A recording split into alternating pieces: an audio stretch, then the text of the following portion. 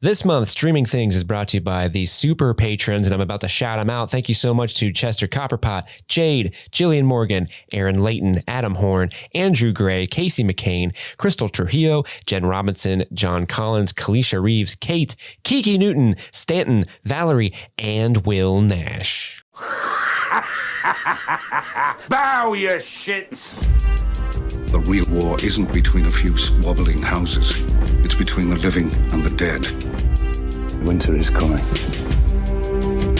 Why are all the gods such vicious cunts? Chaos isn't a pit. Chaos is a ladder. I'm the shield that guards the realms of men. You know nothing, Jon Snow. I drink and I know things. You're the worst shit in the Seven Kingdoms! Death is the enemy. The first enemy and the last. Dracarys. I am the god of jits and wine. Welcome back. My name is Chris. I'm Andy. And I'm Steve. And this is Streaming Things, first of its name. Long may it rain. Long may it rain. I swear fealty unto this pod. We are covering episode 7 of House of the Dragon, which just premiered on HBO Max. As we record this, we have fled the couch, as it were, and gone straight to the microphones of your... Fly, you fools. Fall back to the mics. Fall back to the mics. Hold. That's a Braveheart reference. There was some Lord of the Rings in there. We're all over the fucking place. Yeah. We're in a fantasy medieval world, you know? We've got those feels. Braveheart counts as fantasy. That's not how that happened at all. So yeah, you're right. Yeah. We're right in there. We just finished the episode. We're going to do the overall recap after our, initial thoughts and reaction. And then we'll get into the dragon eggs, any kind of Easter eggs or book or lore references. Every time I make a TikTok video about this, somebody always comments like an asshole, like none of those are Easter eggs, man. And that's true. It's just kind of a catch-all term for like things you may have noticed if you're a book reader or neat things. Yeah, just fun stuff, man. Also, you must be fun at parties if you're pointing that shit out on Also, videos. fuck you. So I'm just going to throw that out there.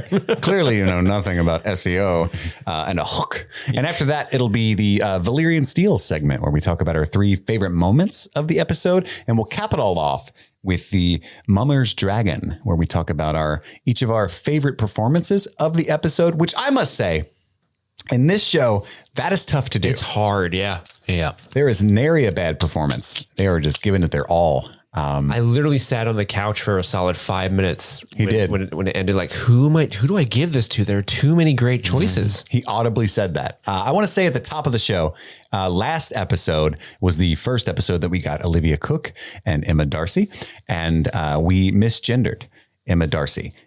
They go by they, them pronouns. They are non-binary. So I want to say that at the top of the show are my sincerest apologies for that. I actually knew that at one time and still. So it's even worse. I just to didn't be completely even know honest. that.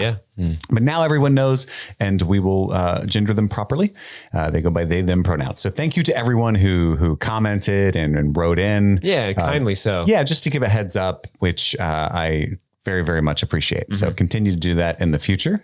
We appreciate all the songs of errors and corrections, but that's a big one. So we appreciate those folks that reached out. So how about this? Episode 7, Driftmark. Steve, what are your thoughts? You know, it's weird that this episode is titled Driftmark when they certainly definitely hit the mark. You know what I'm saying? Oh, but no, this was a great episode. This episode, guys, it was so dense. Holy cow, it was dense. Like there's really only like 3 scenes or setups overall in the show. There's a funeral, there's everyone sleeping, and then they talk to each other at night, and then it's the morning after. And for just that happening, so much happens. You know what I mean? It's all delivered with stern looks or maybe like thinly veiled comments or double entendres abound. a French word. Yes, oui. And that's why, this is when Game of Thrones is so fucking good, is when you get stuff like this, where like the dialogue, the performances, they're all working together, because no one's just coming out right and saying what they think. In some ways they do it in the like big climactic scene, but like so many people are just kind of trying to maneuver around, skirting around the truth of what they truly mean. They know they're being watched, so they're trying to put on airs, and we, the audience, know that, and that provides so much juicy content, because, you know, we'll get into it, but there's a couple scenes where people are kind of flirting around each other, like they're trying not to crash into each other's orbits. And as a viewer, you're just like so held up in suspense, like, oh, when is this house of cards going to come crashing down? Because at any moment it can. It's like walking on eggshells with these characters, and it's so captivating to watch. And I really, really did like this episode quite a bit. Awesome. Andy, what are your thoughts? It was all right. No, it was great. It was a Driftmark? Is that what you're saying, Andy? So I really like this episode because of the way that they go about telling the story specifically in this episode. It reminds me of like Kazuo Ishiguro books, where they're telling a story by the things that they're not saying, and you have to kind of read between the lines. So this episode relies so heavily on who didn't talk to who, and the assumption that you have to make based on that. And like the side eyes that people are throwing at each other at the wake, and at the the arguments that are happening after the shenanigans that ensue overnight. And you have to kind of read between the lines of people's not just like what they're feeling in the moment, but like what their aspirations are, and like what things will look like if they speak to this person or don't speak to that one. And I thought that it was deftly done. I will say that for some fucking reason, Miguel Sapochnik, whenever he directs an episode, it's so dark. I can't see. Well, there's only that one other episode he directed. Yeah, but the one called Long Night. Mm-hmm, yeah, but that was just a night, and like there was nothing happened in that episode. It was just noises, turns out. So, you know. Well, he came out and said that you have a shitty TV, and that's your problem. Yeah, I'm on Miguel's side with that one.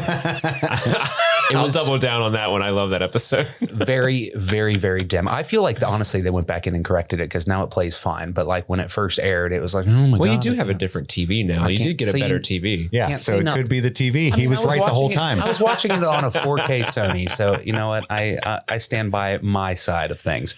Anyway, I thought the episode was great. Yeah, I loved it as well. I think that this is where Game of Thrones as a show always shined so brightly. And it was truncated by these things, you know, bouts of extreme violence, much like this episode was. But ultimately, it was people in rooms talking, and like the elevated dialogue, and what's being said by what they're not saying, those kinds of things, like the genius intrigue of people like Peter Baelish and Lord Varys. And I think that this episode was a struggle to take notes on, because typically really what I do is between set pieces and scene changes, I do a little backslash, and I just, you know, give notes of who's in the scene and start to kind of take notes on the action or any kind of clever jokes, if I do say myself, or anything I want to point out. Whereas in this scene, it was like Steve said, it was just like 3 setups. And then the camera almost on a drone, it seemed at one point, just zooming in and catching different pairs of characters with some dialogue and then moving on. And so my notes are all like actual, unlike my usual notes, it was mostly just actual dialogue. I have quote marks all over my note page because it's just people talking. Like, so what the action that took place was the words that were said, which is very difficult because I don't have time to do that, you know? So tough episode to recap, really. But ultimately, I think there'll be a lot of people like, yeah, nothing really happened except for the eye. And it's like, that is so wrong. Yeah. So much happened in what was said in this episode, especially for book lovers, as far as, yes, everything was condensed into a crazy short amount of time, but I think effectively, in my opinion, in this episode. Yeah. I mean, even just what you said, that first scene, really, when the funeral scene, that they would have they would focus on 2 characters talking to each other. And then one of those characters would look at it completely a third character, capture that moment, and then would go to another group of characters, and it would start off with them looking. And so there was almost like 3 planes of action with any sort of character. They're all important. I was losing my mind. It's like, oh, okay, these 2 people talking. Okay, Olivia looking knowingly. Oh, Otto looking knowingly. Oh, Rhaenyra floating around looking concerned. Oh shit, I'm trying trying to. Rhaenyra can't go talk to Daemon. That would be uncouth. Yeah, I'm just like losing my mind with all the things that are important. So there's just couth flying around everywhere. So much couth. That was a tense episode, and I would argue some of the highest highs of the season in this episode. One thing in particular, I think we've never gotten from this or Game of Thrones that everyone's always wanted, and I'm sure we'll talk about it. But yeah, any hoozle. Eye stitches. Yes, that's one thing I've always wanted. Good Lord. Stitches of any kind, I think. Yeah. How did Beric Dondarrion get that eye patch? You know? I don't know. No. We never saw it. Okay. Well, let's get right into our recap now. I just got my third Valyrian Steel. I had to jot it down real quick. Just came to me. Just came to you. That's how I operate. Let the universe bring my Valyrian Steels to me, baby. I feel you. I feel you. That's how I used to do with chocolate puddings too. Just close my eyes and let my pen wander. Let it decide for you. So the episode opens with the funeral of Laena Velaryon, who had ended her own life by dragon in the previous episode. And everyone in the realm that has any stake in this funeral is here. So we've gotten, which surprised me. So Rhaenyra and her family is there, but also Otto Hightower wearing the pin of the Hand of the King. So it was a pretty clever way to it was definitely done. He like kind of adjusts his collar a little bit. Got my shit back on. Looks good on me. If you saw this, but I put this really cool pen on my it's a hand. Oh, how did that get there? What does that mean? Heavens. Me? Number 2? Don't make me say it too much. Oh, don't make me say it. I did it again. He's like always humble bragging. I guess I'll use my hand to grab one of these grapes. Your Grace. Oh, I have to go to the privy and take a piss. I'll probably hold my dick with my hand. Of course, I might need 2 hands because it's so large. Don't worry, Your Grace. I'll give you a hand. Can you hand me the salt? And then Viserys like, we get it, Otto. We get it. Cease this interminable infighting. I just want to fucking hang out and nap. I thought it was neat that the funeral rites were in Valyrian, which is, just hammering it home just for anybody who hasn't heard previous episodes or picked up on it. It's easy to forget because they're not dragon riders, but the Velaryon family are also from old Valyria, just like the Targaryens. In fact, they came to Westeros first, even though they've always been beholden to House Targaryen. And so that's why the funeral rites were in Valyrian, but also like sea related, A lot of people stand around like, huh? Yeah. What did that part mean? I don't know what they're saying. Also, and maybe this is my own stupidity, but I always laugh when I see the sigil of House Velaryon, because when I was reading the books, I pictured a seahorse, which is a creature that exists. But the sigil is an actual fucking horse with a fishtail.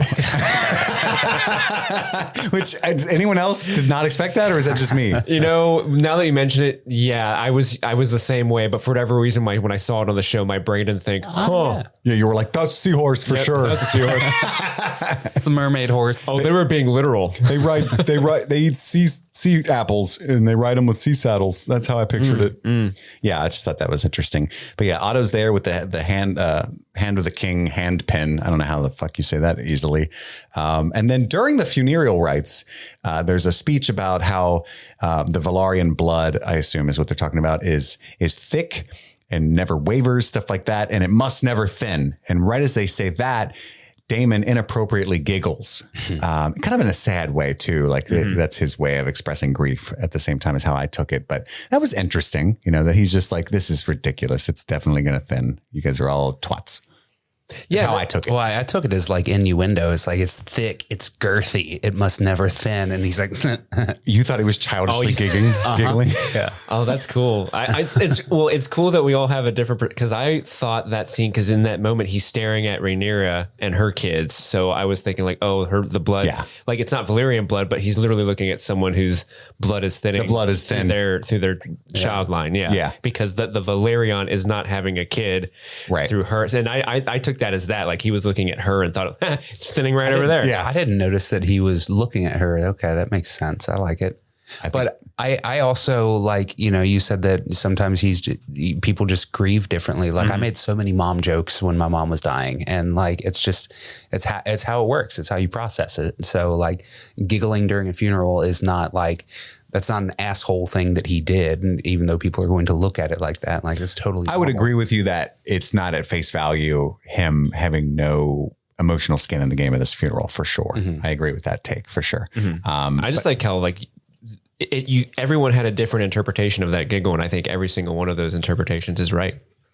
I think that's a cool thing about this character and the writing of the show. Well, also whatever Valyrian word the dude was saying when he giggled sounded like penis. Just saying. Andy's putting a lot of his own reading on this. Not gonna lie. Andy's like he said thick. It sounded like he said penis. It's clear what was funny. I mean, we all get it, right? And they cut to Aegon briefly, the oldest son of Alicent Hightower and Viserys. The guy that was jerking off out the window, for anybody that's confused. He's like, he looks bored. And he's got that stupid Mike Wheeler punchable face. He definitely wouldn't say love at the bottom of any letters that he wrote. For sure. 100% not saying that. He's like yawning and looking around like, this party sucks. And I think Aemond, the second born, to his credit, is being respectful. He seems a little sad. Yeah, Aemond seems the most normal of those three kids. Yes. Oh, for sure. Because you get Helena in the mix. Yeah, Helena's in her own little world. Spider legs are to the universe as I am to the sea. And she actually says, I think I wrote it down, dragon, something about dragon of flesh, weaving dragons of thread, dragons of the flesh, weaving dragons of thread, I think is what she's mumbling over and over. And by the way, another song of errors and corrections, perhaps, but last episode, we did take note of it. We mentioned, I think we read her comments about was it like a worm or something? I forget the actual creature, but it was an allusion to the fact that Aemond loses an eye, which happens in this episode. He says he wants a dragon, and then she says one eye must be closed first before he can ride a dragon. Yeah, and we kind of thought, I think I can speak for all of us when I say we thought that was kind of a jab for book readers to kind of smile at. But in my research throughout the past week or so, looking at everybody else's takes, it seems 100% consensus on the fact that Helena has the sight, that she has prophetic abilities. And that's why she said that. And so it was very much in the text. I thought that's what we said last week, was that she was a dreamer. And that's what she was doing. Did we say that on air? I don't think so. I don't think we did. It was definitely implied, at least by me. Yeah. Well, good job. Good job, Steve. Steve knows what's Chris, up. I'm begging you to listen to the show. He also has control of the edits. Yeah. After we leave, he reads Wikipedia. On screen. Guys, I think. I edit my own separate takes afterwards to bow your shits. But I just want to make that abundantly clear that we are aware of that. But I didn't think we talked a ton about it last episode. But anyway, she's doing some prophetic shit over there. She's being weird as well. But I also want to say that I think that Rhaenyra's children were very respectful. And I think the show took great pains to highlight that they were kind of somber and respectful in juxtaposition with at least Aegon. And we're starting to get that, in my opinion, and this could be me projecting because I'm very much Team Black. It seems to be taking a side, even in the show, the way that the book did, even though they've taken great pains to humanize at least Alicent. Little things like that are just how could anyone watch the show and be fucking Team Green? That's what I'm thinking in that moment. Yeah, this episode has been interesting because, really the children, and we talked about this briefly last week, is that the children are they're mostly innocent of what's going on, but they're being poisoned by what their parents are telling them, the lies that the political influences that their parents are finally seeping into their kids and starting to affect them poorly. And we see that obviously in a later scene, but I did think it was interesting that, I think was Jace, Rhaenyra's one kid, Jacaerys was like, I want to go, because Rhaenyra tells him to go comfort his cousins. And he's like, I want to be comforted as well. We should go more in Sir Harwin, He knows that Sir Harwin's probably his dad. Jace does. Yeah. I wish I was in Harrenhal and Rhaenyra looks around like, no, you don't. We're not, that's not our kin. This is our family. Yeah. And there was a really nice moment where he does the right thing. And that's such a kid thing to do. Your heart goes out to that kid because he wants to mourn the person that's, the most important in his life. But he does his dutiful thing. He goes and, says a nice word to his cousins, but then Aemon eventually gets up to him. And there's a little moment where these two kids that want to like give each other the conciliatory things they need. Like I just love that moment how they both look at each other across the fire pit and they don't know what to do, but they both feel like I feel compelled, like the right thing to do is to comfort one another. But because of life, we don't know how to do it. So we don't. Yeah. It's like a Capulet Montague scenario perhaps, but with children. So they're like, I guess we hate each other. But I don't really know why. Yeah. But I mean, your face is dumb. Actually, you know what? I'm starting to get it. I get it now. Yeah. And so they push Lena's coffin into the sea. I just thought there was a lot of beautiful detail there. Like we get this small indication of like centuries of history because there's piles of seaweed covered, coffins at the bottom. So that's their tradition. All of the members of that family have been interred there. And overhead, we see, I think 3 dragons flying. One is probably Vagar. I think we see it 5 at one point. There's a shot with like 5, I think. Yeah, it was pretty cool. There's like 2 or 3 flying, there would and then the rest of them are just roosting.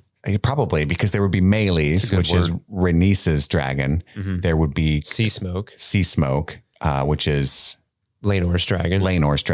And then Cyrax, which would be Rhaenyra's. Mm-hmm. So anyway. There's a lot of dragon. And it was a cool shot. It's like the House of Dragons or something. Yeah. And it was a cool shot because you see a castle and then just a bunch of dragons just hanging out. Yeah, it was a really cool shot. Yeah. It'd be scary if you weren't a dragon rider.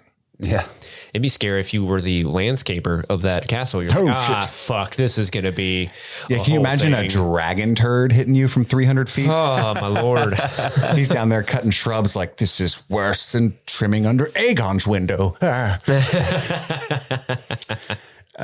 fucking pancaked by a turd. Yeah. If you know, you know. Joe Dirt and the Meteor. That's a space peanut. Meanwhile, Alicent is looking on. She's looking very closely at Rhaenyra, which is making her uncomfortable. Viserys is just kind of doddering about like, man, it's good we're all together at least. Aren't we all so sad together? He's trying so goddamn hard. Helena, we talked about her. She's off being weird with a spider. Mumbling weird shit, freaking everybody out. We find out in this scene, and just offhand, Aegon, I think, maybe I'm blacking out again, Steve, but I think this is where we find out Aegon is betrothed to Helena. Yeah. Because he's arguing with his brother Aemon, like, you marry her then. So that's huge. Aegon kind of hates her. He's like, she's weird. Like, I don't want to marry her. I like chicks with long legs, not my sister. Yeah. And Aemon was like, I would do my duty if, like, Aemon seems like I'm all about the team. Dummy. Like, yes, he's very devoted. He's very into dragons, wishes he had one. That'll change here soon. We also, Kristen Cole speaks ill of Larys. Did I catch that right? Like, it seemed like he was like, he's looking a little too happy over there. That's his dad and brother just died in a fire. It's pretty unseemly. Tell him keep it cool. Yeah, chill out, man. You're going to get us all caught. Yeah, well, he was saying that he kept staring at Alicent and he thought that was weird. Yeah. That he was staring at her specifically. There's so much going on because Cole and Alicent. All of this is in like 2 minutes. I'm panicking writing these notes. Yeah, Cole and Alicent this whole time are staring down Rhaenyra and just watching everything she does. And you can see Rhaenyra wants to go at least comfort Daemon or at least see if he's okay that his wife is dead. Yeah. And other things, I'm sure, but that's probably the initial thing that she should do. But you can see it on her face where she's like, I can't do that in front of these people because they will immediately start gossiping and saying like, you fucked him. You fucked him, right? We saw you. She also hasn't seen him in years at this point, right? Mm-hmm. So like at least 5+ years, like however old those kids are. She hasn't seen him that long. Wait, who hasn't seen who? Rhaenyra hasn't seen Daemon. Oh, yes, correct. So, he's been in Pentos the whole time. I think it's been longer than that. I want to hang. She wants to go hang and she can't. I think it's been at least 10 years. It might have been the full 10. It was before it was their wedding, her and Laenor's wedding. Mm-hmm. When the punching happened. Mm-hmm. The punching. Kristen Cole's such a douchebag. It's been over 10 years, man. Oh, I know. He's such a little bitch. Like she slept with you one time. Even in it, we'll get to it, but there's a scene in this episode. I'm like, of course, Kristen Cole bitches out in this moment. You know, he's such a little wuss. Loved it, punk. And Baela, I think, is who it was. It was Baela and Rayla are the children of Daemon and Laena. And I believe it's Baela that holds Jacaerys' hand. Or did you guys notice that? I couldn't tell which one it was, but yeah, I think it was the older one. Was it the older one? Yeah, which I think is Baela's the older Baela one. is the older one for sure. Because I just assumed it was the older one, I guess. But I don't know that for sure. She wants the Driftmark to pass to Baela, so she'd be the oldest of. Rhaenys says that, yeah. Rhaenys, yeah.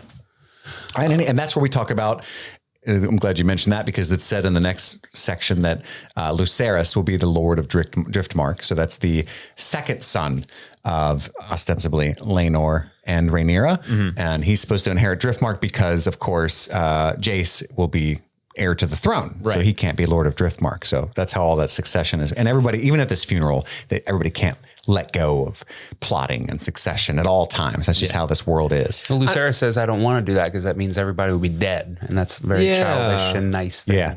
That was so sad. I felt so bad for that poor boy. Yeah, because I remember being 8 and thinking about my dad passing and getting and crying. And I've talked about it on the show before. It's like as soon as I learned math, I was like, oh, he's old. Oh, shit. But yeah, if it was in your face all the time, like they were constantly like, you'll be heir. I'll be like, oh, stop saying that. I don't want to be heir to nothing. I just want to play with toys. Wait, how many toys do I get? Yeah. Wait, how many toys does the heir get? Let me know. Rhaenys comforts the children. She's there for her children's grandchildren, grandkids, I guess. Yeah. And poor Rhaenys and Corlys, they just want, Corlys is pretty ambitious, but Rhaenys especially is just like, I told you not to fuck with all this shit. We should all just stay in the house. We got a bunch of money, bunch of boats. The sea is always right. She's like, I was watching Rings of Power earlier and I just heard the damnedest thing that I believe in. And that is the sea is always right. And they chanted it a bunch. And I feel like it was the universe talking to me. Good show, by the way. That's what Rhaenys said. I don't know. And Corlys is like, it's too slow. Too slow for my blood. I like the boats. He'd be the opposite of us. And then we cut to, like I said, Aemond is almost nice. I thought that was a good touch because they like to add layers to these characters. There's a look finally between Rhaenyra and Daemon. That's that energy, baby. That fire. Did you feel a crackling? I did. Crackling. Daemira, I believe, is what we're calling that ship. Oh, we are? Daemira. Not Raymond? Everybody loves Raymond. Everybody loves Raymond. We're here for it. You heard it here third. That's the new hashtag. Everybody loves Raymond. Damn it. Hold on. I got to tweet that. No, I'll do it later. Stop the show. I want it to be set in stone that I am a genius. No, it's Daemira, I believe. I already saw it before this hashtag Daemira trending. And it was right there. The whole time. Dude, you don't have to fall lock and step with every other Twitter user. I do if I want them to see the tweets. Blaze don't you know your hashtags? path. I'll be the one that invents hashtags. Just start putting it on shit. Yep. Hashtag streaming things. And then we get Laenor, a drunk, standing in the ocean. Just crying up to his. And that's what you do when you need to pee. Nobody hanging knows. At the beach. She drank 6 beers. Stand in the water. I don't want to be the guy that skips to the bathroom. Well, hanging out. Now I know to watch Andy if we ever go to the beach. I mean, there's trillions of gallons of water. I think it's okay, man. I mean, just don't stand next to him. No. Yeah. Definitely not stand next to Andy. I already knew that. Like if Andy's like hands on hips and waist deep water, you don't join him and say, "What's up, buddy? What are you doing?" Swim by him in the front. Hey, man. Doing a backstroke. You like spit water at him. Splash me, Andy. Splash me, Andy. You sound like a hoot to be in the water with, though, Steve. Oh, I'm a little merman. Little seahorse. But then Corlys gets furious. His oldest son, his only remaining child, is acting like a fool in his opinion. He goes to Carl, who he knows is his like boyfriend side piece, and he's like, "Retrieve your patron, Carl." Mm-hmm. Everybody says Carl with disdain, which is how I say the name Carl at all times. I think it all goes back to The Walking Dead and those memes. Coral. I'm not sure. And so, he runs off to get him out of the ocean. And again, a lot of this, I'm stuttering because a lot of this is happening simultaneously. Aegon's getting smashed. He's getting lit up. He keeps grabbing more drunk. beers. Yeah. Wasted. Yeah. He's getting chocolate wasted. You know my brain went through every definition, even like jargon and colloquialisms of the word smashed, and got increasingly more confused until I arrived at, inebriated is also a definition. Well, I mean, he was definitely hitting on the waitress, so I'm sure that was on his mind. Yeah, he likes long legs. This little bastard's like, hey, do you like windows? Like, this pickup line. I don't know why me and my sister both like long leg stuff. That was such a dumb, douchey thing to say. I mean, He's Aegon. Come on. And it reminded me of the movie Tremors when Kevin Bacon's character's listing out all of his favorite qualities in women. And he goes, and legs that go all the way up, which is weird. But I've seen Tremors like 100 times, and that might be why. Moving on. Viserys comforts Daemon, or tries to. He goes up to him. Hey, my big bro, or my little bro. Hey, little buddy. My main squeeze, my sweet cheese. My rotten soldier. My good time boy. And Daemon's not having it, right? Because they haven't seen each other in a decade either. And, he's like, hey, you should come back to court for the third. And honestly, at this point, Viserys, I know you mean well. Shut the fuck up. You've banished him from the kingdom twice. And hey, broski. Yeah, but bygones be bygones. Maybe Daemon has changed, Maybe marriage was good for him. He matured, and Viserys loves his brother. He loves his family, And his words at first were quite eloquent. I thought he came up and like, your children are the very spitting image of their mother, which is a comfort and a pain both, I can attest, which I thought was... you're speaking from a place of something that you have knowledge of, you have experience with, which is the only way you can comfort somebody. And he tries, but Daemon is not the type to be comforted. I was giggling at the funeral, bro. I'm good. He doesn't want anything from Viserys because he needs to prove himself. So he's still kind of like fighting that battle. Like, no, brother, don't give me anything. Yeah, give me an inch. It's sad because he, needing comfort from another person would require, in his mind, admitting some sort of weakness. And he even says that, like you said, openly, which is how he feels. Like, whatever you need, I'll give you. And I don't need anything, because to need is to be less than in his mind, which is sad, Yeah. Because Viserys honestly just wants to help his brother out. And, there is one fun little jape that they have where Viserys is like, the gods can be so cruel. And Daemon's like, they've seemed to be especially cruel to you. Yeah, you look like you are melting in front of me. You look like a used Q-tip. When's the next season of Crypt Keeper coming out? He just keeps throwing out zingers. He does look like the Tales from the Crypt guy. Oh my God.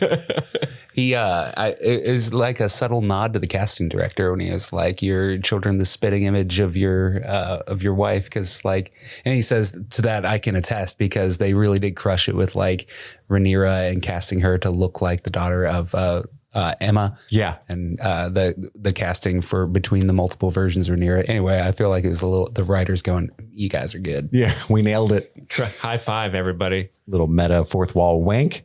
I did like that as he storms away from Viserys, Otto's like, my condolences, Prince Daemon. And Daemon's like, fuck you, buddy. Like, we ain't friends. Eat my asshole. Yeah. Otto, and not only that, he says, he calls him a leech. No matter how fat the leech grows, it is always hungry for another meal. Meaning you're only here to capitalize on all this shit. I'll be watching you and I'll probably stab you. I'm getting real stabby in my head right now. And usually when I get it in my head, I actually do it.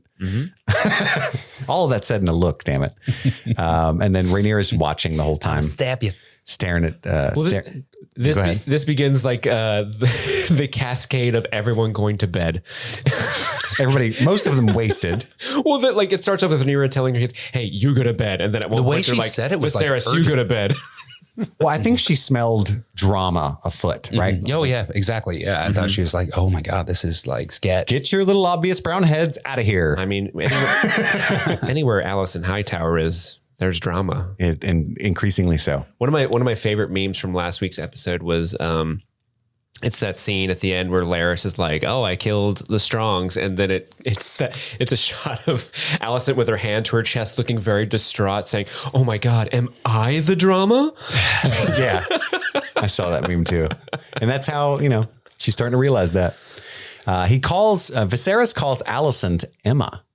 Which is the name of his previous wife. Emma, I'm going to bed too. And his Kingsguard Sir Harold tries to correct him in a very nice way. Like, should I watch Alicent tonight, my lord? Not Emma? Your queen? Your other wife, which is super rude. You're not dead, one. Yeah. But no, he doesn't. I think Viserys is kind of like, shit. Well, I'm dying. Everyone knows. I don't care. My arm literally melted off. I don't care. Your feelings will be fine. Like we said, Aegon's wasted. Otto gets super pissed because that makes it, that's in his mind, the heir. And Otto kicks him around a bit. Literally. Roughs him up. Douche. Wake up. Yeah.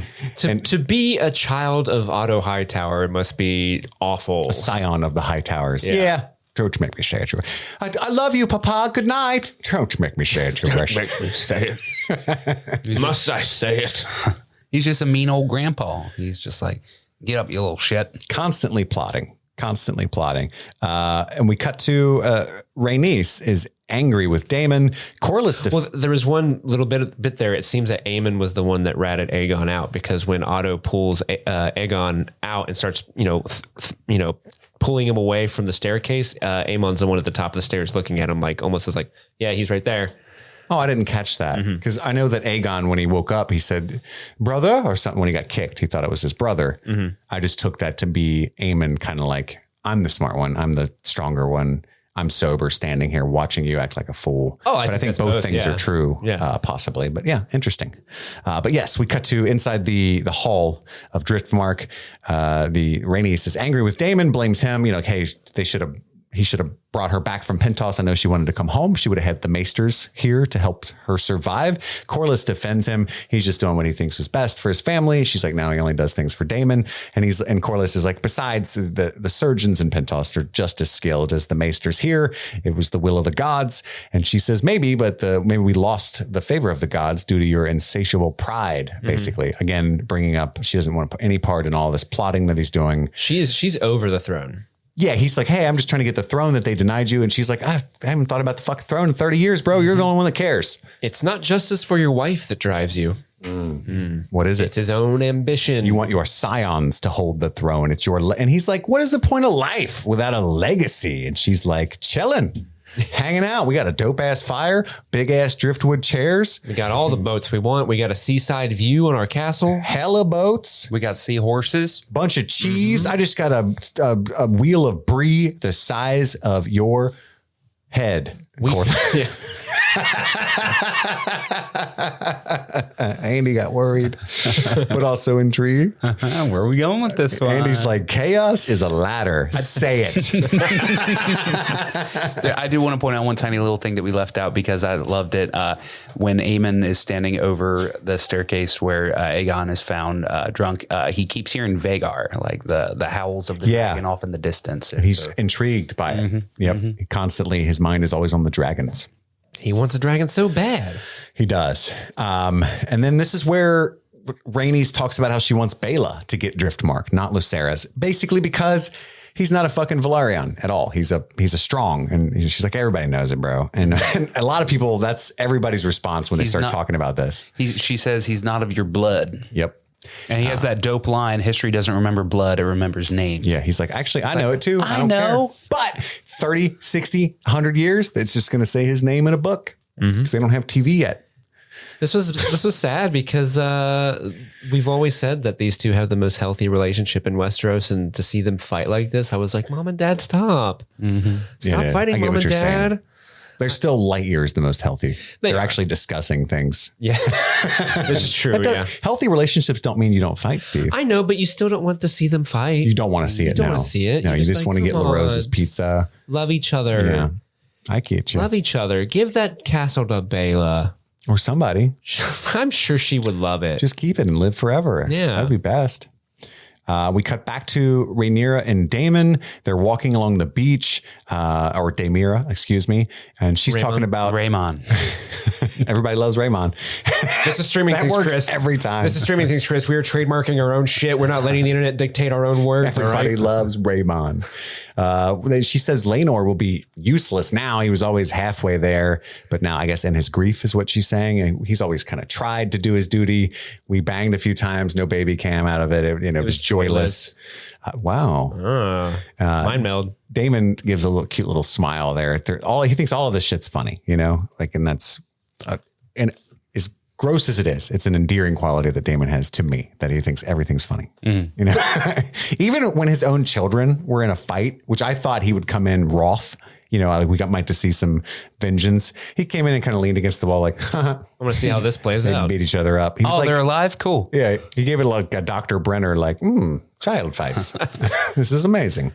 I think it's more he knows, like he I think we're not giving Daemon the credit that's due, that in his own way, he is a lot more mature of a character at this point, where instead of like laughing or saying something snide in these moments, he's simply just smirking to himself and keeping it to himself. That's growth. I get what you're saying. And the whole like him not rushing into that scene later on, I think it's because he recognizes that him doing that just makes things 10 times worse because he's persona non grata to this group. I do think he's always had somewhat of that element. A lot of people online were talking about way back in the wedding scene where the Night of Kisses was pummeled to death.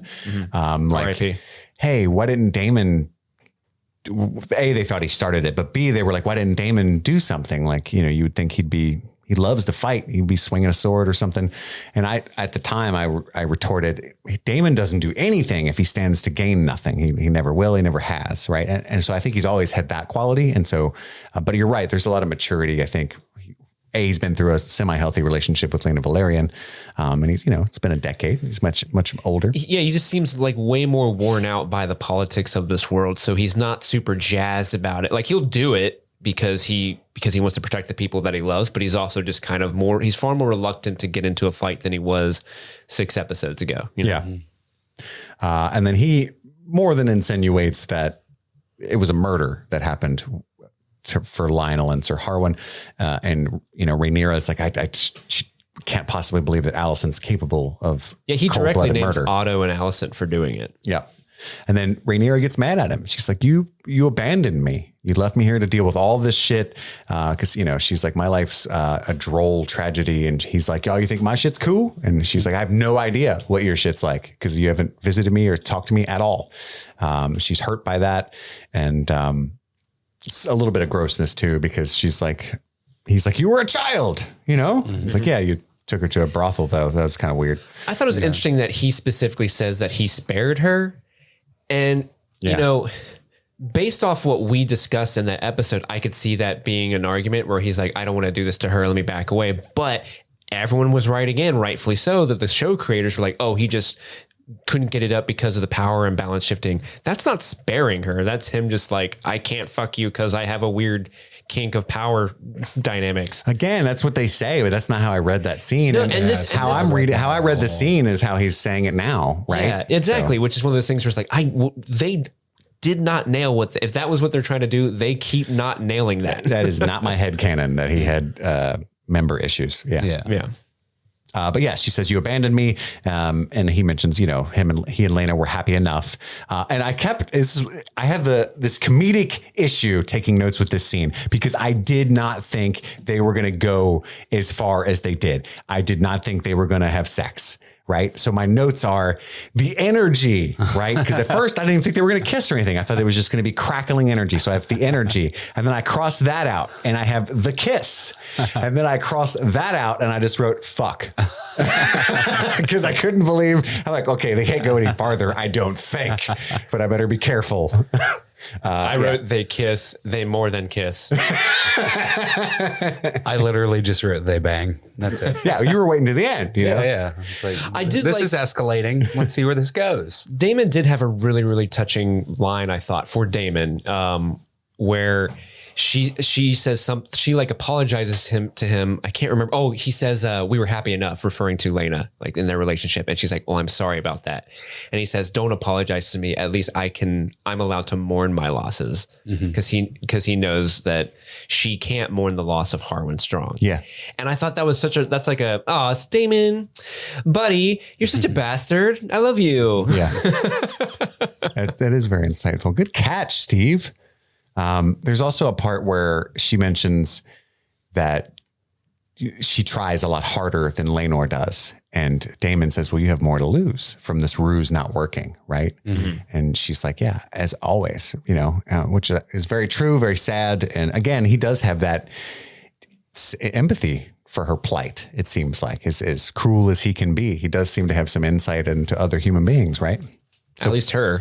At least Rhaenyra, very, very good catch. I love the scene on the beach where they have sex under the driftwood.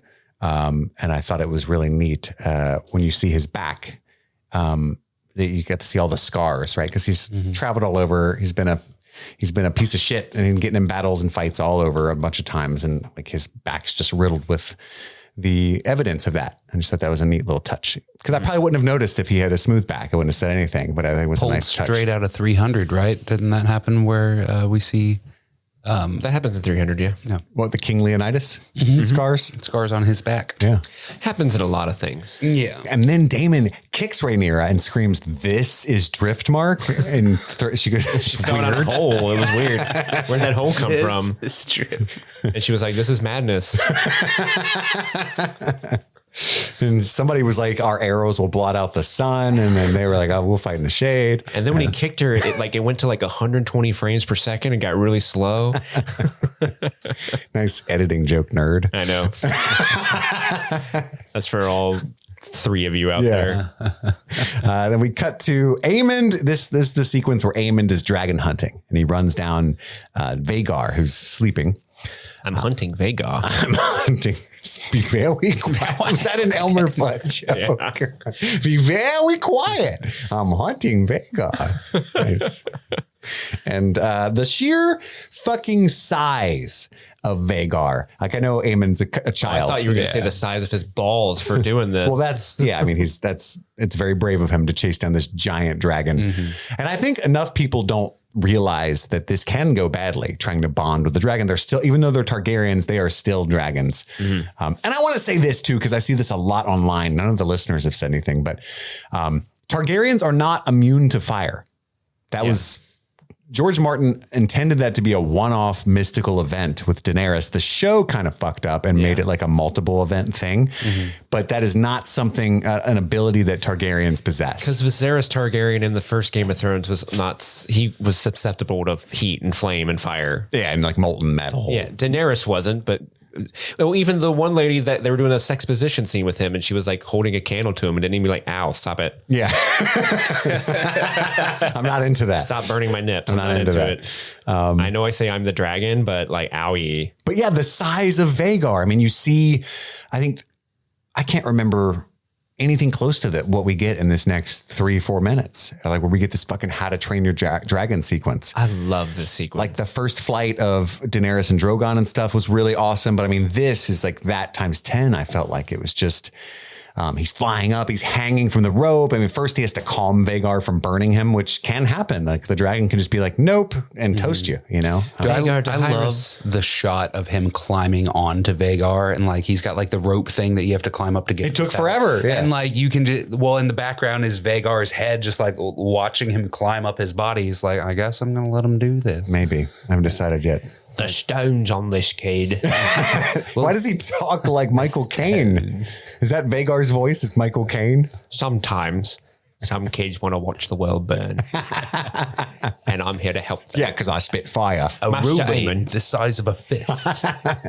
You think you can just stop the Joker anytime you please. You think you can just fry me? I don't even know you.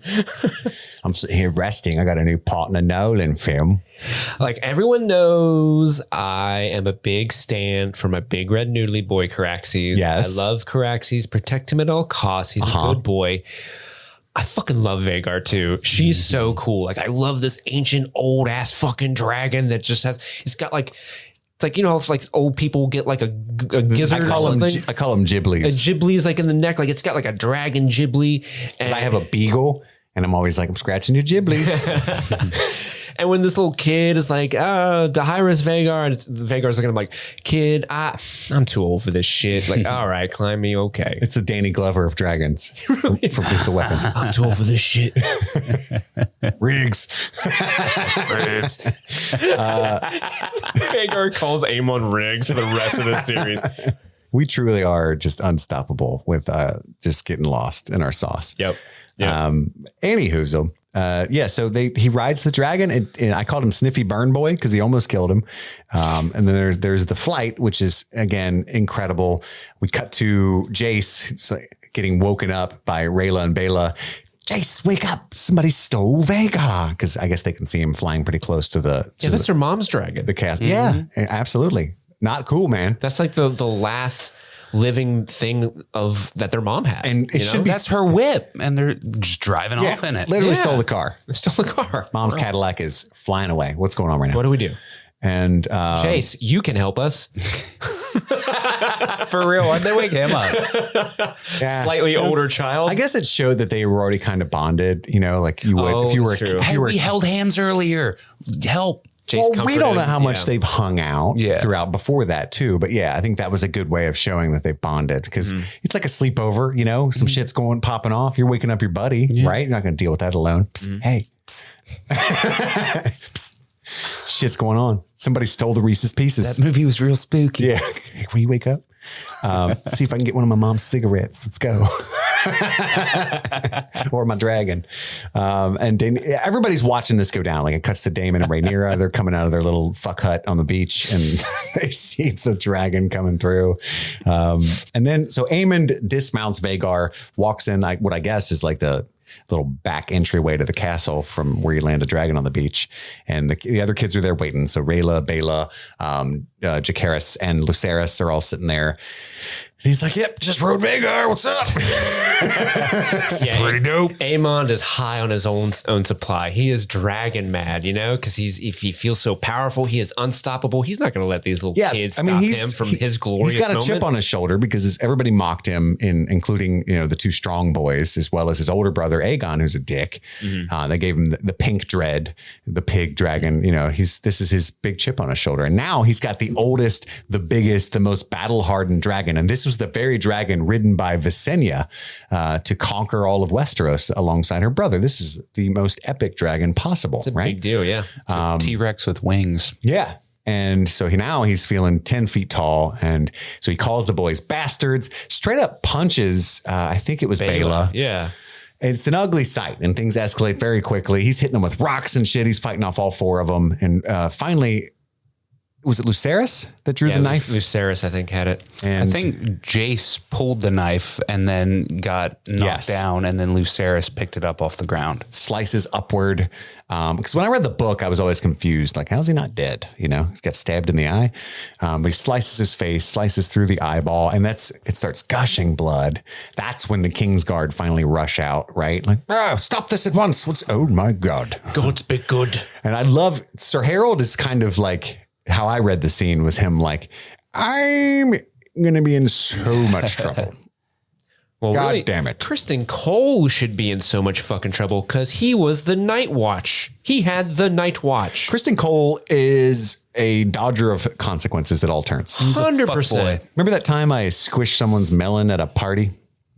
No consequences. No, I'm scot-free.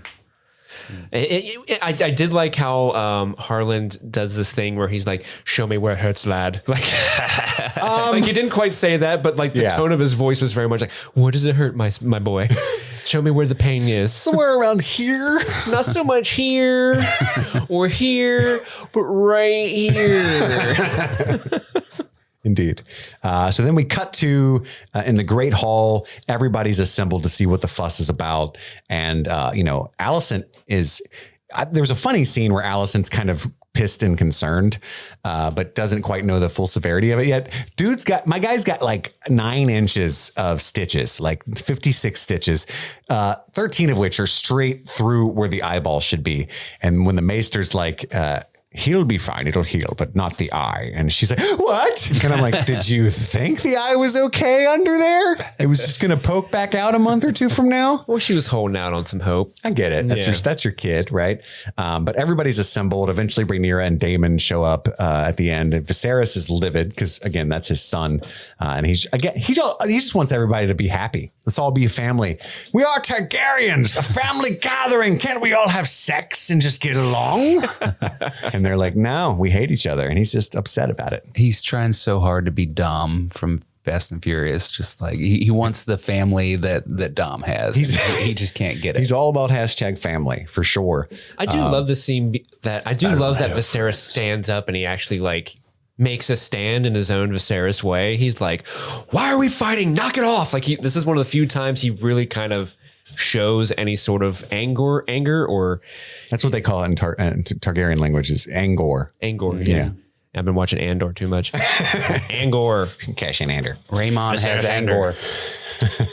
And a lot of shit goes down in this scene. I have some like scribbles of notes and quotations all over the place, but Rhaenyra pulls rank. She's like, hey, these are the heirs to the Iron Throne because I am the heir and they are my children, just to be very fucking clear to everybody in here. And that one-eyed creep called them bastards. Yes. Mm-hmm. And she's honest about the insult that they suffered.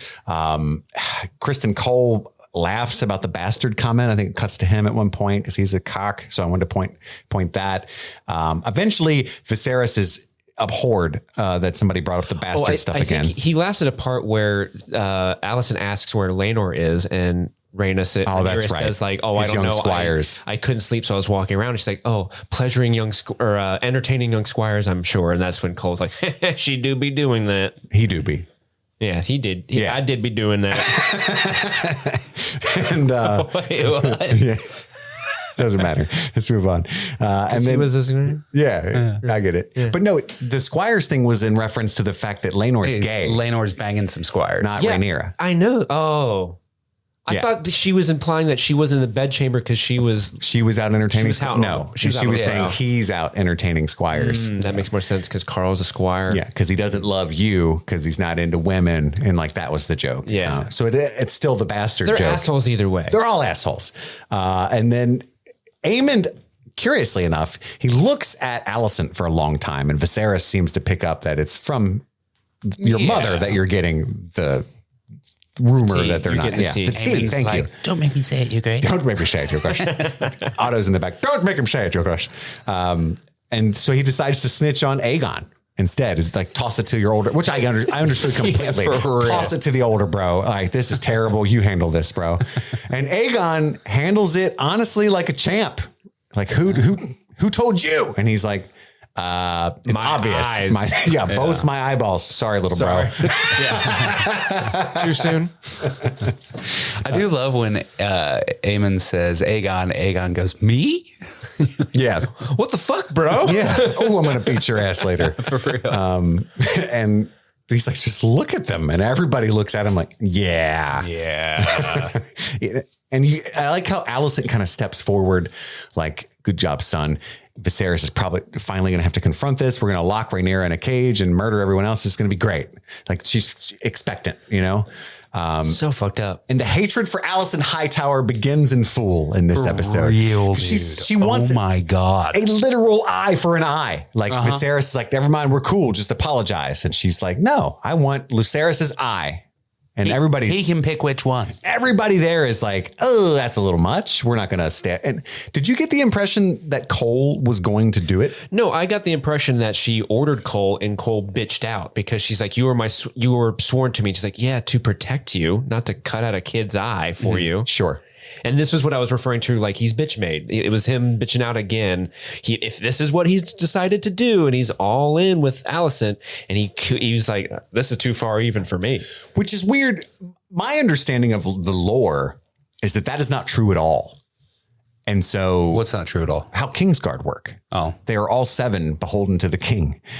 Like, if he, but I mean, if he ordered one to protect the queen, sure. But I don't know if it's Alicent that doesn't understand how that works. But like, I don't think there's at any point in history a time where one of the Kingsguard listens to the queen over the king. Yeah. Like she's bonkers. Like, she could probably give them an order, but if the king's in the same room saying, no. Yeah, done. I don't know if she necessarily like, I think that was her grasping to the one bit of power that she felt like she had, where it's like, you were sworn to me. She's like, you are all I have. Do what I say. And even he's like, no. Yeah, that's no. I ain't gonna fucking. She literally could ruin him. Like, because she knows the secret of him. Mm-hmm. Yeah, and so she thinks that if she lords that over him, that he'll do what she say. But whereas no one else will. And there's a lot of people that think part of the reason Alicent is so upset with Rhaenyra is because she had the hots for Kristen Cole. She was in love with him. And so when she found out not only had Rhaenyra actually slept with someone that night, and in her mind lied to her, but also it was with her crush. Like, you bitch, you know? A lot of people have that reading. That was my man. Yeah, that was my man. It was my sauce. But yeah, I didn't take it as Cole bitching out, although I hate him so much that I would prefer to call it that as well. Oh, he's bitching out. I think that he was just like, yo, you were off your rocker. What? This is escalating beyond my talent. Oh, I think both things can be true. I'm just saying, like, if this is the bed that he's lying in and he's not willing to, like, go with the woman that's protecting him. It's just like another instance of Cole not quite taking his oaths as serious as he thinks he is. Right. Like he sees himself as this like honorable dude who like has all these. I'm an honorable dude. I'm so honorable and my oaths mean things, but they fucking don't. No, they don't. And it's the hypocrisy of him like seeing himself that way that I think is just so grating. Lie detector says he'd be on one of those talk shows. So Alicent grabs the fabled dagger that has traveled through all of the different shows of this universe on HBO. And all 2 of them. Runs at the children, I guess. Rhaenyra stops her. They clash. Cole moves to intervene and Daemon just kind of body checks him. And even though he's wearing full armor and has a sword, Daemon completely bitches him out. Like, what are you going to do? Yeah. I have a dragon. Do you want to go? Yeah, I love that Daemon doesn't intervene to stop this woman from stabbing her. She stops. He knows Rhaenyra can handle her own shit, but he's not going to allow anyone else to. I love that he stops the people trying to get them separated because he's like, nah, this needs to happen. Yeah. Let him get it out. Yeah. And it is a very necessary cathartic moment where they confront each other. Rhaenyra says a bunch of things. Alicent says a bunch of things. True feelings come out. Everyone's aghast that Alicent is actually this way. And she cuts Rhaenyra when she says, now everybody can see you as you really are. And Otto Hightower can see her as she really is as well, his own daughter. But interesting moment I wanted to point out.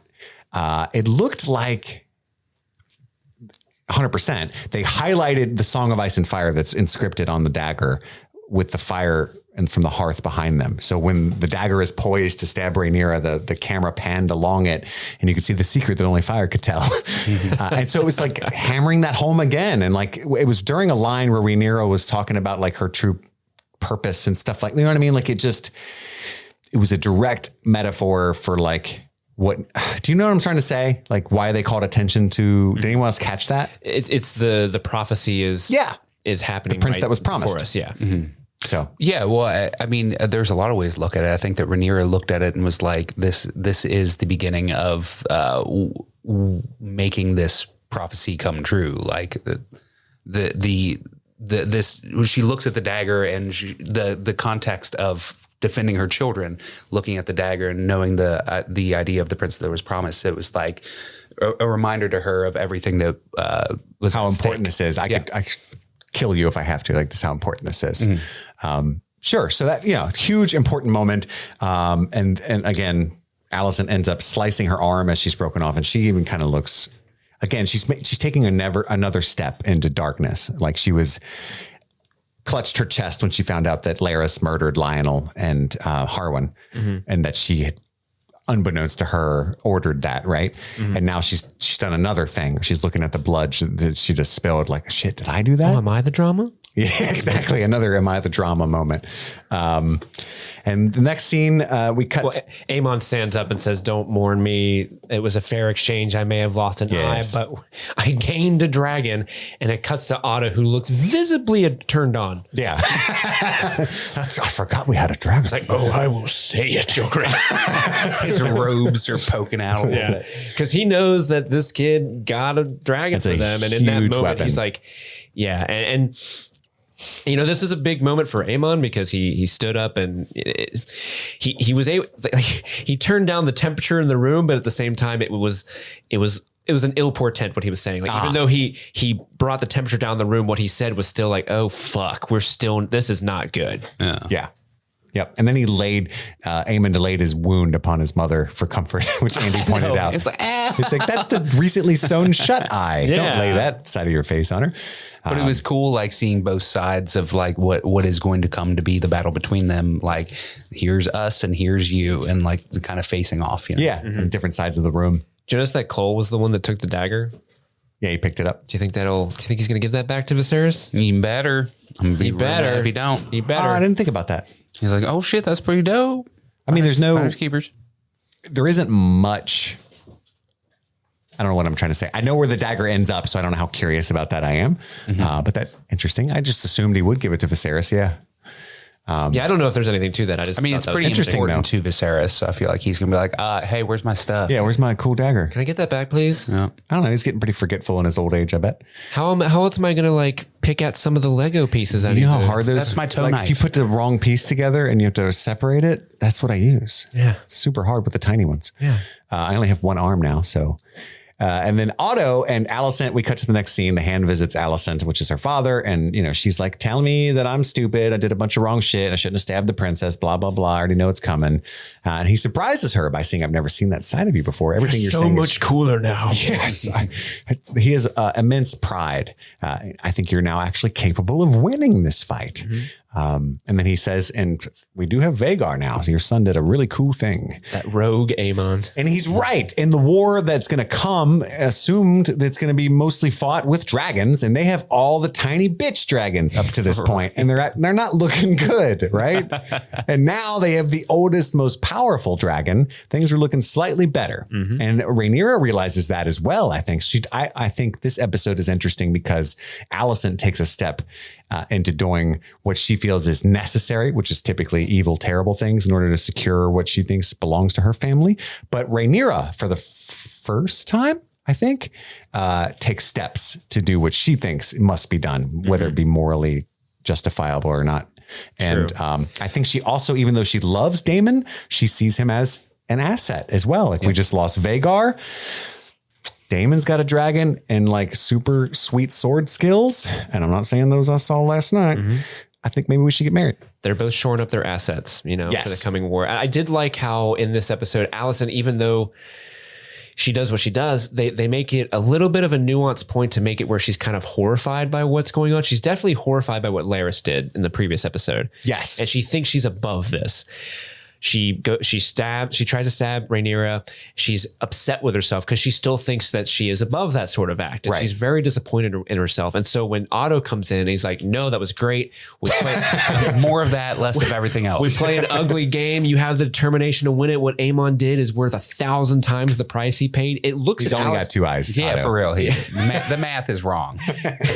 When he says that, it shows Alicent and she looks mortified. Like, fuck, like my dad is actively planning a war and I've been so far behind this. And you can read it either way. You can either read it that she's mortified that this is the depths that they're going towards, or mortified like, oh shit, everyone's been so far ahead of me at where I need to be. I just thought that was an interesting sort of thing they did with the character. Just going to run around, start poking eyes out all over the place. Well, I think 1,000. I think I read that like, this is my father talking about his grandson, my son, and it being worth him losing his fucking eye. Yeah. This is atrocious. And I think she'll lose that hesitance more and more. I think she definitely loses it by the end of this episode. She lost a huge piece for sure. Well, she continues to lose it in a further scene we're going to find out. More pieces, Joe Grace. More pieces. Don't make me sad. Lego pieces? Not Viserys. Go back to bed. Okay. And then we cut to Rhaenyra getting her arm stitched up and the maester doing the stitches. He's putting in more work than he's got to put in 10 years. This is a banner day for old me. If I get paid by the stitch, am I right, my guys? Nobody. Okay, I'll just keep stitching. Woke up in the morning, stitch up a child's face, and now I'm stitching you up. This is the most action I've seen all day. I feel like I should go maybe make a blanket later. I've got my groove on. Laenor arrives, and it's comically late as usual because he's famous for, being out, getting drunk, partying there. And he shows up, his kids are beat up, his wife is cut, his sister's dragon belongs to someone else. What's up? How's it going? Ooh, you all right? You good? It's like one of those, when someone doesn't. a lance to the shoulder once. When someone doesn't really care and they're like, you good? Meaning, please say yes, because I'm not going to be emotionally there for you if you say anything other than yes. Like I did that last night. It was an asshole move. My wife was on the bed. She was feeding the baby. I had just had the baby for a couple hours, but I wanted to go play video games. So I said, do you need anything for a little while or am I good? And before she answered, I said, are you sure? And totally outed myself for just expecting a yes, right? So I was like, you gonna need anything for a while? Am I good? You sure? And my wife started dying laughing, like, I didn't even say anything yet. But yes, I'm fine. Like he was doing that move. Like, everybody good? Yeah, you good? Are you sure? You sure? And I love I love Rhaenyra Targaryen so much.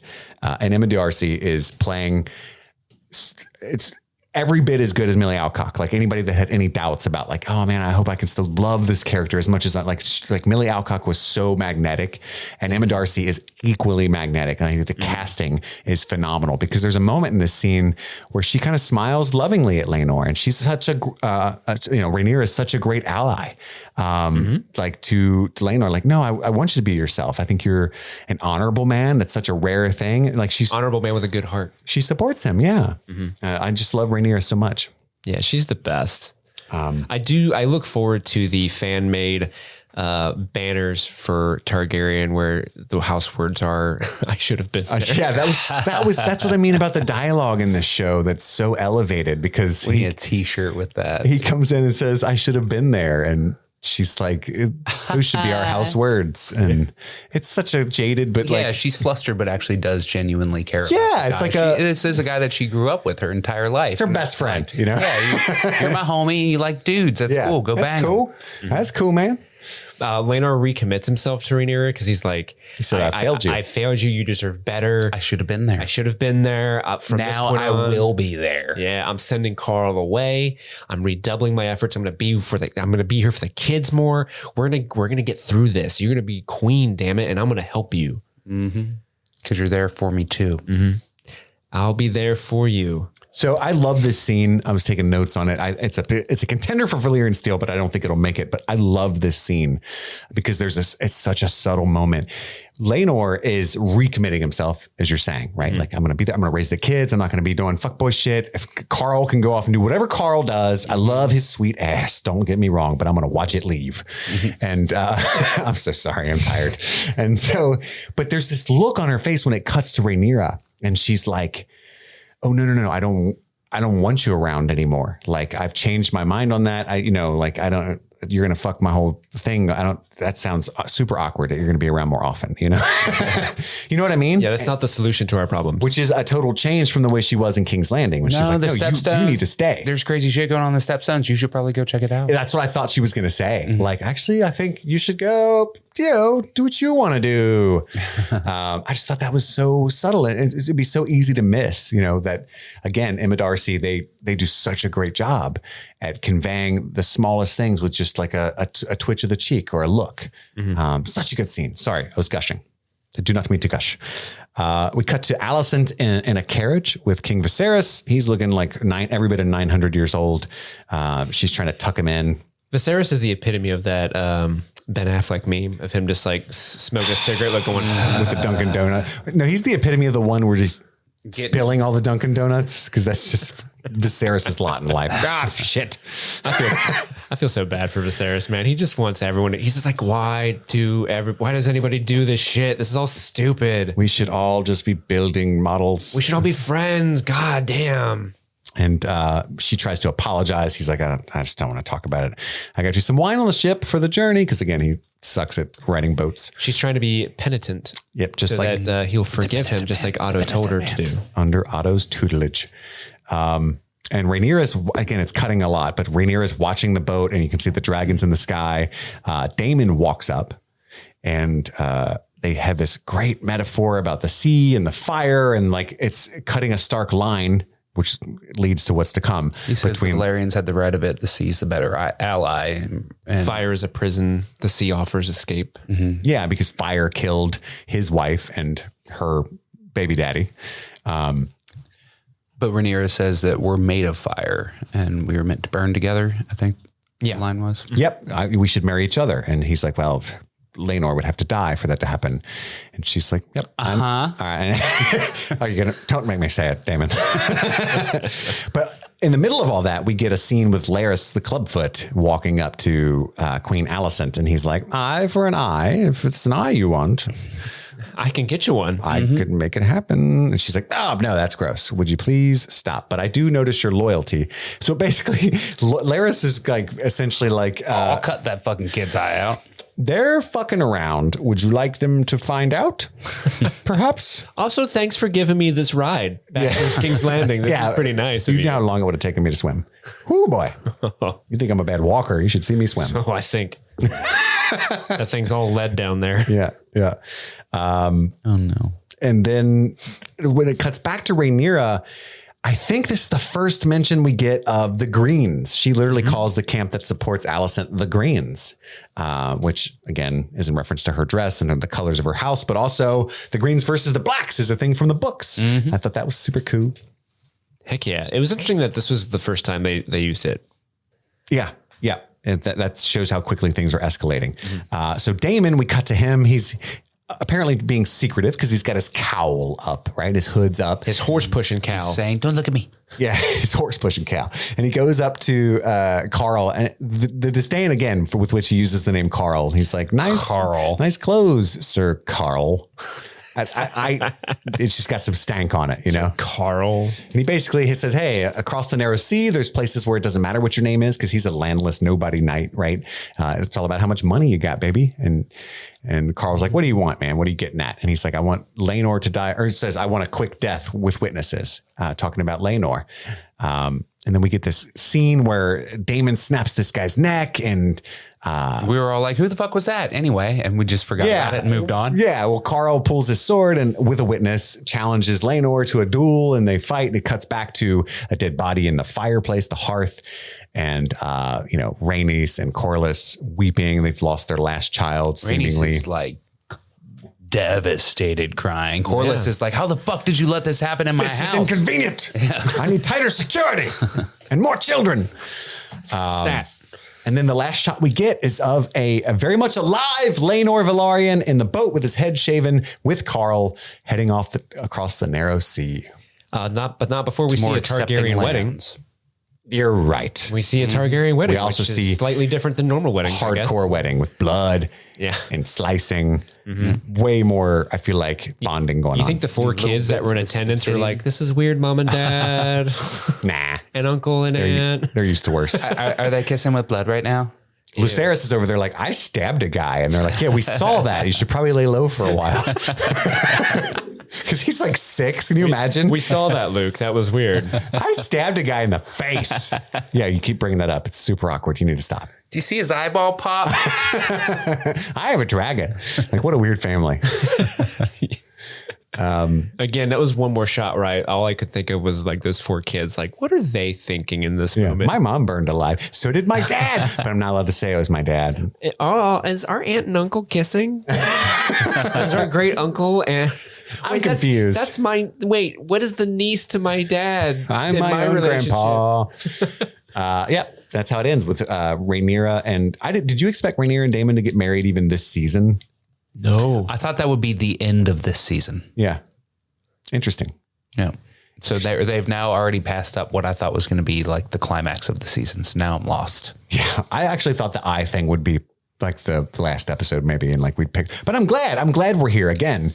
I'm not one of those people that think it's moving too quickly. And I think the choices that they're making that are somewhat deviations from the book, but also could just be argued are clarifications of what actually happened in the canon versus people's perspectives of the book. I think it's great. Super happy with all this. I got some other things I want to talk about, but only in like dragon eggs and Valyrian Steel ways. Let's get into it. Let's go to our dragon egg. Steve, what do you got? I'll let you go. You're being real quiet about the greens. I feel like you had that written down as an egg. I did not. But I read you wrong, my friend. I'm glad that you did. Are we just going to throw it down all of our eggs at once, or are we going to take sides? I think we should unload. Yeah, just load it. Okay, I'll unload. It looked like during the wedding that they were cutting themselves with dragon glass, which was I missed that. Obsidian. Nice. Yeah. When Aemond was trying to mount Vhagar, he kept saying Vhagar Dohaeris, which I think means obey because Valor Dohaeris means all men must serve. It does. So I think he's just telling. And Lakiri means calmly. I was trying to look up what that meant. And I couldn't find it. Well, Steve and I have been learning Valyrian on Duolingo, so not to brag, we know a little bit about it. Daur. I don't know. I like saying Daur. Melon. Talba. Melon. The dagger. Aemon losing an eye reminds me of Brynden Rivers, which is a character. He's mostly in the books, but he's also the tree guy that teaches Bran how to tree shit. The Blood Raven? The Blood Raven. Yeah, the Blood Raven. He's missing an eye, right? He's famously a one-eyed guy. Yes. I don't know. If they ever The do three-eyed any, raven only has one eye. Yeah. It's a little ironic. Well, the other two are on the Raven. Wait, so hold up. That's It's just math. a dude with a pet raven. Yeah. Who's missing an eye. if they ever do more Targaryen stories in House of the Dragon, I would love for them to do like a Brennan Rivers thing because that's real. such an interesting character. And then let me see, Laenor and Carl escaping across the narrow sea, just like Dany and Viserys do in the beginning of Game of Thrones. That's how they live. And then we get a mention of the curse of Harrenhal at one point, which is where the Strongs are burned alive. That castle, a lot of people say it's cursed ever since Aegon the Conqueror burned Harren the Black and his family in there. And there's just been several other instances of people getting poisoned and having mysterious deaths in that castle. Yeah, so I took some notes about that as well. So there is a fabled curse that every family who inherits Harrenhal will meet a quick and untimely end. It started with House Horror, I think, wiped out during the burning of Harrenhal. House Coharis was next, killed by Harren the Red. House Haraway, killed by King Maegor. House Tower. And again, the entire lineage, like these whole houses were ended, right? House Towers. And each of these families only hold Harrenhal for like 10 or 20 years. And then finally the widowed queen, not finally, but Rhaena Targaryen, the widowed queen, died there. And then House Strong. So that happens. Some more shit happens to them, but it's not good. But the Rhaena thing is less of a curse and more just that's where she decided to retire. she didn't live. She didn't live. I mean, she lived to 50. Who knows how long she would have lived? That's 70, like 80, 200 90? this time period.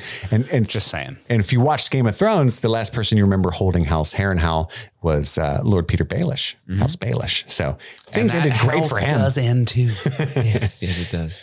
The only dragon egg that I have is the Aemon going to tame Vhagar. For some reason, it made me think of I think that's the only time we've ever seen it, like in the lore of Game of Thrones, in the books and the in the Song of Ice and Fire books and the TV shows. Everything that we've seen is the first time we've actually seen the taming happen, other than an attempted and failed taming. Quentin Martell in the books, The Winds of Winter, tries to do what Aemon's doing. You say the Winds. I said The Winds of Winter. Yeah, but, you fucking wish. Dance with Dragons tries to tame a dragon, and we see how it could You go almost wrong. got so many emails. Right. Andy read it. We famous, bro. We're going to get an early copy. I have just one more thing. So Laenor is said to be dead. And that's why I didn't want to talk much about it at the end of this episode here. Yeah, I wasn't sure if we were allowed to say that or not. Well, it's over now, right? Like in the books, He dead. Well, again, it's easy to forget that these are interpretations of different people, but Septon Eustace says that Laenor was murdered by Carl over a dispute, right? And I think it was across the Narrow Sea that this fight happens, supposedly. Mushroom said that Daemon ordered him killed. So that was like paid him to do it. Yeah. So those were the but rumors. They say that he's dead. 100%. Yeah. So, but they would, because they wouldn't know that he was secretly still alive. And I fucking loved that twist. Yeah. That they are happily a couple living their lives across the Narrow Sea, and that Rhaenyra isn't, my lady didn't go full dark and didn't orchestrate his death, but she orchestrated him being freed, right? There was a moment when Like they did murder a guy who did nothing wrong. Yeah, for But it's like, fuck that guy. Yeah, but fuck that guy. Fuck that guy. For sure. Don't get in the way of Laenor's happiness. No, you know, like it was like maybe 2 weeks later when someone was like, "Where's Ben?" Yeah. Corliss is He like, didn't show up to work for like a couple weeks. Is he grapes. okay? He's like, grapes. Where's my grapes guy? Ben? Too bad they don't have dental records in Westeros, right? Like, can you imagine that? Like before technology, like you see a burnt corpse that like is wearing the right shirt and you're like, my boy. What are you going to do? The only thing to survive in the fire is the necklace that he so coveted. Right. So easy. It must be him. So easy. He seems shorter. It must have been the fire. Well, that was the fire, Your Grace. It burned off a few inches. It's probably the maester that would step up to. Everyone knows that a fire shrinks a corpse. Anyone like any tea? A misalignment of the humors. I wish the maester should have come out of nowhere and just started putting leeches on the burnt corpse. I think I can shave them, Your Grace. This is beyond my sight. This is beyond my talent. Give me room. And everyone's like, I know. Nobody asked you to do that. That's the only Tell Ben to get the leeches. Ben. Where is he? Shit. Where is that damnable squire? All right, this brings us to our Valyrian Steels segment, our top 3 favorite moments of this awesome episode. Steve, what is your number 3? My number 3 is the funeral scene at the very beginning. Just such a dense scene, and they did such a great job. That's the first act of the episode, sir. How else do I narrow that down? My second favorite is Act 2. Yeah, I mean, there's so much going on in that scene, and I think they did a great job of sort of showing the myriad of relationships happening and like all the politics that was going on in that scene. And it was, like I said earlier in this episode, it was just a lot of people walking on eggshells. And at any moment you were waiting Dragon shells. At any moment you were waiting for the shoe to drop and shit to go down. So it was a very, very suspenseful scene, and I really liked it. 100%. Andrew. My number 3 is a little tiny itty bitty moment when all the kids are screaming at each other, blaming each other for who did what and who said what and who swung first. Damon just coming in and leaning against the wall, just being like, what's going on here? Chaos. I love it. It was such a nice little character moment for him. My number 3 is when Alicent runs at Rhaenyra with the knife, and then they have their clash, and they both kind of, because this is the first time they have been anything but passive aggressive in a decade. Frenemies. Unleash it, right? But specifically the performance by Olivia Cook in that scene where she kind of becomes unhinged to the point where she shocks even herself. So that's my number 3. Steve, your number 2. My number 2 is Aemon taking flight with Vhagar. I love the scene. It's very like How to Train Your Dragon-esque, where you're just, you feel the magic and whimsy of like a dragon flying, and it's a cool ass old dragon, and she's so cool. And Not as cool as a Night Fury, but still. That's true. But up to this point, Aemon was like the one kid on the green side that you're like, I like this kid, and he's having his moment. He's got his dragon. Hooray for him. I love him. And then like the next scene, you're just like, fuck that kid. Yeah. Terrible person. Fuck that kid. Worst of them all. They flipped the script so quickly on Aemon. For real. Punched Bela. Wow. I know. He punched poor Bela, who's just like, to my dragon. You took my mom's car. Yeah, it was his first go-to because he's a kid. Now he has a dragon, right? Like his first go-to. First person that pissed him off. I'll feed you to my dragon. What are you going to do? He's been wanting to say that his whole life. Yeah, what does he say? I'll feed you my pig. Yeah. The wrath of the pink dread will be upon you. It'll be... Andy, you're number 2. My number 2 was the face-off between Rhaenyra and Alicent, and the stabby. There's some dope-ass lines I wrote down. Rhaenyra saying, exhausting, wasn't it? Hiding beneath the cloak of your own righteousness, but now they see you as you are.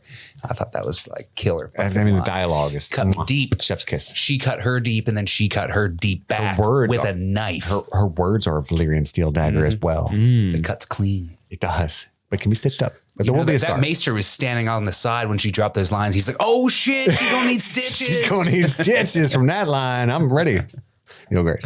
My number 2 is Aemond riding Vhagar as well. I thought that whole scene, though it was a bit dark in the beginning, I knew that the whole reason Miguel Sapochnik was doing that was that there would be some dragon fire, or at least I hoped that would light up, and that indeed happened. And then even though it was so dark, but you could tell the hair was white, and there was this moonlight through Vhagar.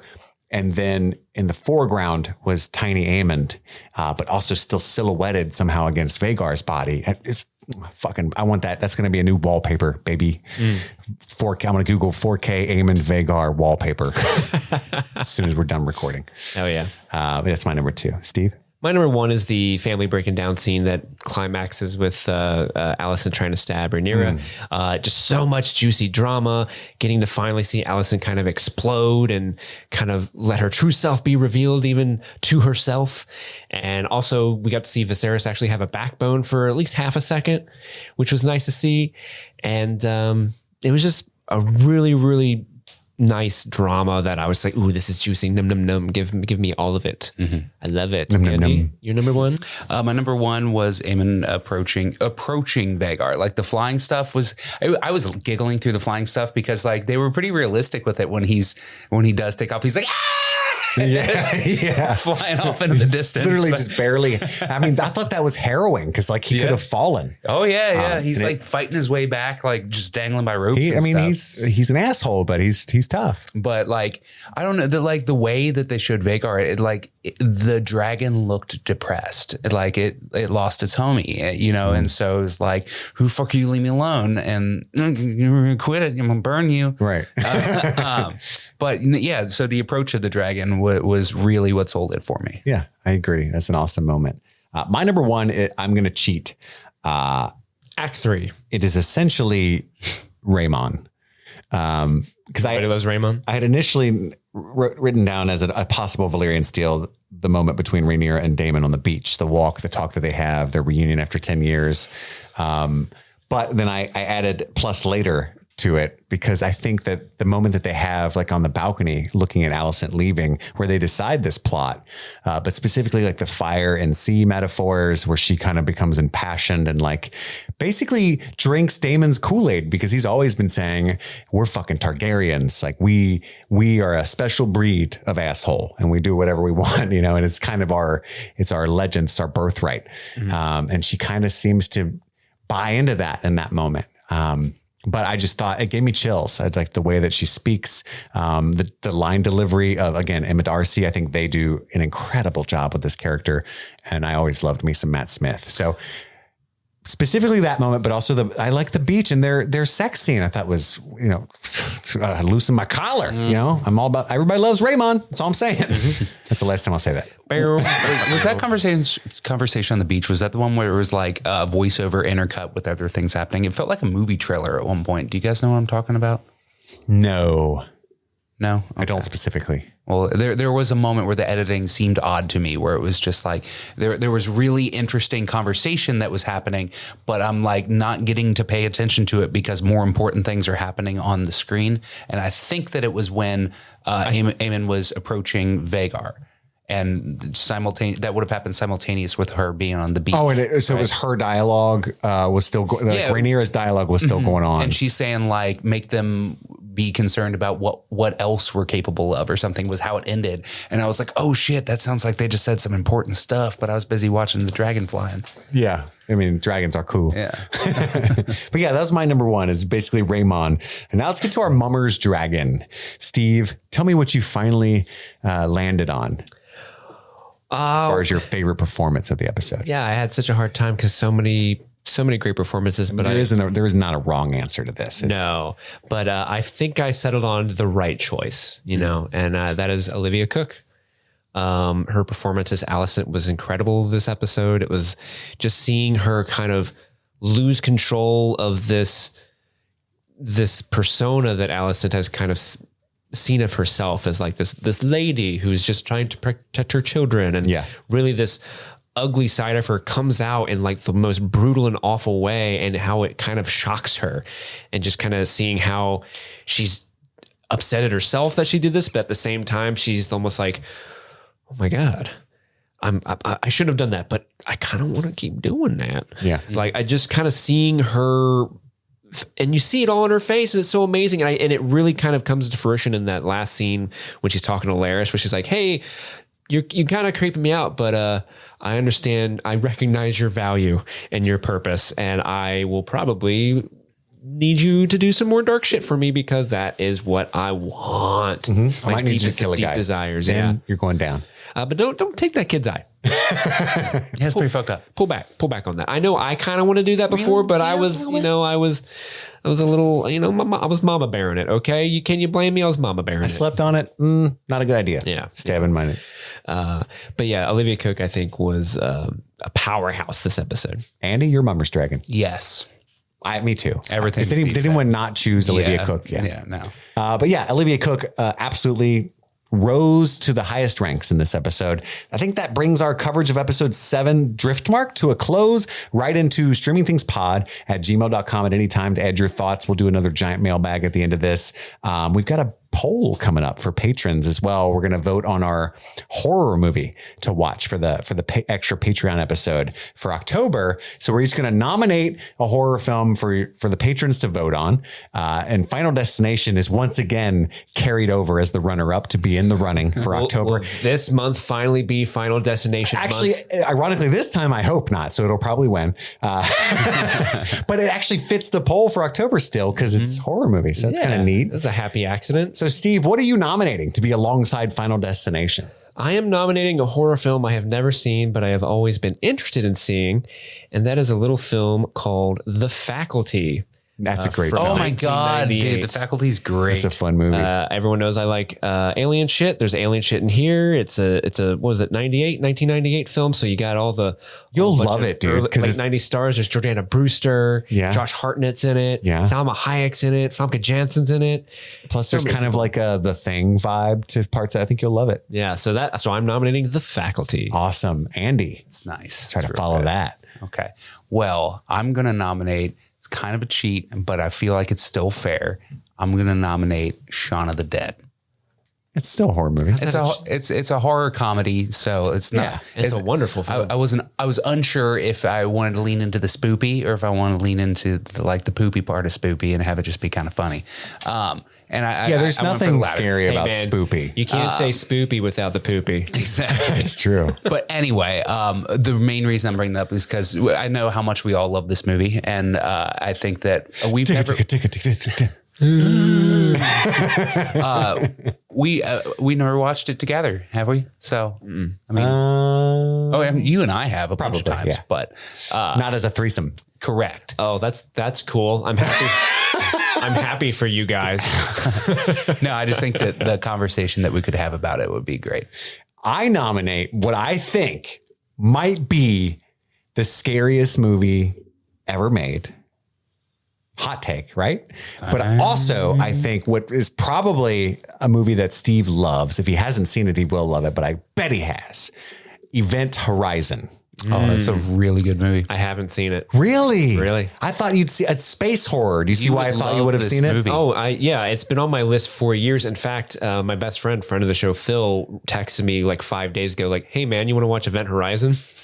And we haven't watched it Such yet. a good movie. I just bought it on 4K. Maybe we could, if we gets chosen, watch that. Even if it doesn't get chosen, fuck that. Let's watch Yes. it anyway.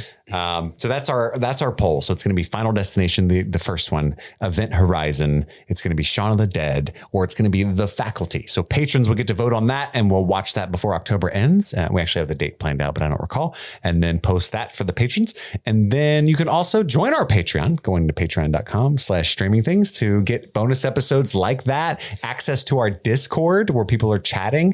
We're gonna do a watch along, probably of Hocus Pocus later this month. Hocus Pocus 2. Hocus Pocus 2. Thank you. Yeah, but we do those once a month, and the Discord members have they're paying for me to get a Streaming Things tattoo, and they're going to vote on where on my body it's going to go. But be careful with that because That's dangerous. you'll have to get pics of the tattoo. So just be aware of that. Yep. I wash my hands of this endeavor entirely. You'll need to wash your hands after you take the picture. Oh man, I assume that will be Andy. You guys are so much closer. I got you, boo. I got you, boo. And I think that's all the time we have, all the plugs we've got. Thank you so much for joining us. We hope you loved the episode of the show and the podcast. My name is Chris. I'm Andy. And I'm Steve. And this was Streaming Things. Happy streaming.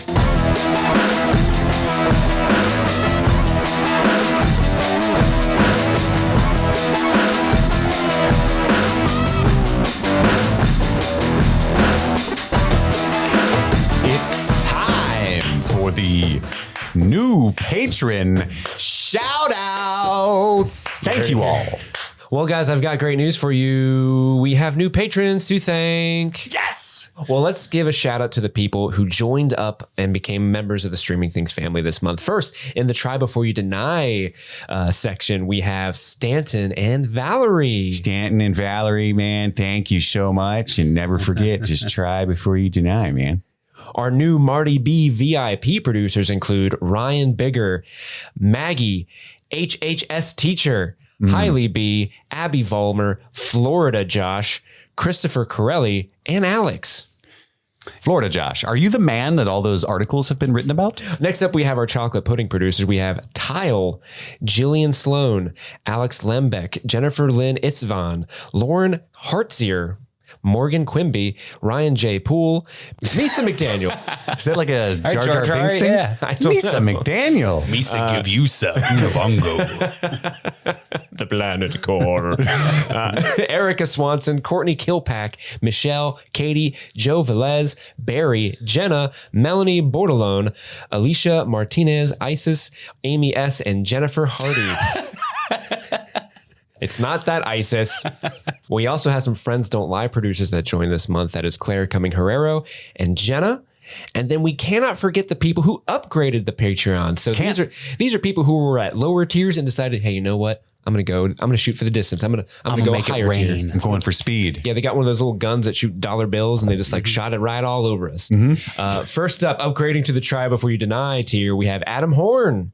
Welcome, Adam. He's a longtime contributor, Adam. Thank you so much. Long time. Upgrading to the Marty B VIP section because they knew it was so cool. There's a Nina in there. We've got Maria, Ali Ewald, Rachel Malloy, and Tony Dare. I Tony dare you guys to upgrade further. Well, one person took you up on that. They upgraded to the chocolate pudding tier, and that is Jenna. Jenna, welcome and Jenna. thank you. Thank you. You have found the chocolate pudding.